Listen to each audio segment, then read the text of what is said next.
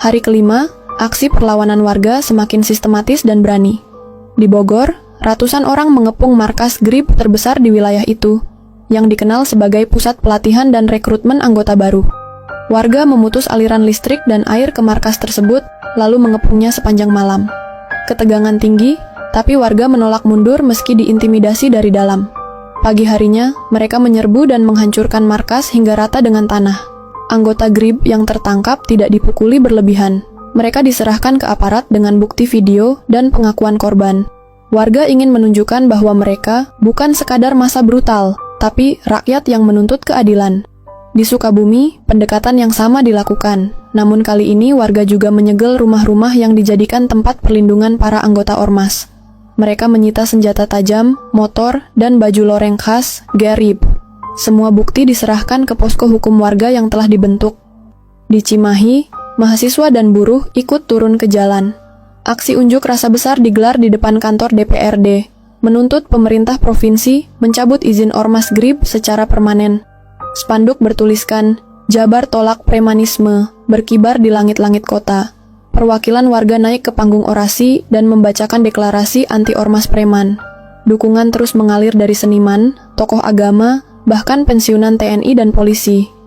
Markas GRIB di Cikarang menjadi sasaran selanjutnya. Warga mengepung dengan strategi senyap, mendatangi titik-titik penting dari 5 arah. Komando lapangan disampaikan lewat HT dan sinyal tangan, menunjukkan betapa terlatihnya mereka sekarang. Saat serangan dimulai, GRIB tidak sempat melawan dan langsung kabur ke arah hutan kota. Warga masuk, mengobrak-abrik markas, dan membakar simbol-simbol kebesaran ormas tersebut. Di Depok, pendekatan diplomatik dilakukan oleh tokoh agama dan karang taruna setempat. Mereka mengundang perwakilan GRIB untuk dialog terbuka di balai kota. Namun ormas tersebut justru menolak dan mengancam akan mengerahkan massa. Hal itu menjadi pemicu kemarahan warga, dan malam harinya ribuan orang bergerak ke markas mereka. Pertempuran tak bisa dihindari. Warga menang telak. Aparat keamanan akhirnya turun tangan secara terbuka setelah tekanan publik memuncak. Kapolda Jabar mengeluarkan pernyataan bahwa organisasi yang menimbulkan keresahan masyarakat akan dibubarkan. Beberapa oknum polisi yang dulu melindungi GRIB mulai diselidiki. Muncul laporan internal bahwa beberapa anggota ormas menyamar sebagai petugas untuk melakukan intimidasi. Kepercayaan masyarakat pada aparat mulai tumbuh kembali. Di Karawang, warga berhasil menguasai markas GRIB tanpa bentrokan berarti. Mereka mendatangi satu persatu anggota yang tinggal di kampung-kampung, memberikan pilihan: bubar dan minta maaf, atau diusir. Sebagian besar memilih menyerah dan bahkan ikut membantu membersihkan simbol-simbol GRIB.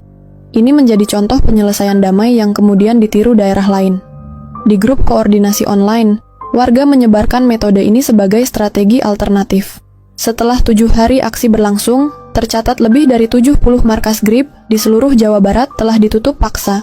Warga mulai membangun kembali fasilitas umum yang rusak akibat ulah ormas, seperti lapangan, pos ronda, dan tempat ibadah.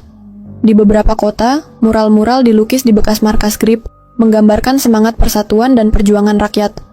Para relawan medis dan logistik dibentuk secara mandiri. Perlawanan ini kini berubah menjadi gerakan sosial. Masyarakat juga membuat portal daring yang mendata mantan anggota GRIB yang ingin bertobat dan kembali ke masyarakat.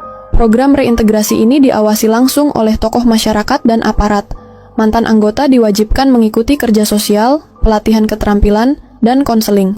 Ini menjadi bukti bahwa warga bukan hanya ingin menghancurkan, tapi juga memperbaiki. Pendekatan humanis ini mendapat apresiasi luas. Menjelang minggu kedua, suasana di Jawa Barat mulai tenang kembali. Tapi semangat warga tetap menyala, mereka bersiap jika ancaman serupa muncul kembali. Komunitas-komunitas anti-premanisme terbentuk di setiap kota, dilengkapi sistem koordinasi cepat dan pelatihan bela diri ringan. Mereka sadar, perjuangan belum benar-benar selesai. Partai terakhir dari perlawanan ini tinggal menunggu waktu. Minggu ketiga sejak perlawanan dimulai, situasi di Jawa Barat sudah jauh lebih kondusif. Warga mulai beraktivitas normal, tanpa rasa takut atau tekanan dari ormas. Namun di beberapa daerah seperti Pangandaran dan Kuningan, sisa-sisa anggota GRIB masih berusaha bertahan. Mereka bergerak diam-diam, mencoba merekrut kembali pemuda dengan janji uang dan kekuasaan. Warga yang mengetahui hal ini segera melaporkan ke posko keamanan masyarakat. Di Cianjur, sekelompok kecil GRIB mencoba mendirikan kembali markas secara sembunyi-sembunyi di gudang tua. Tapi sebelum sempat berkembang, mereka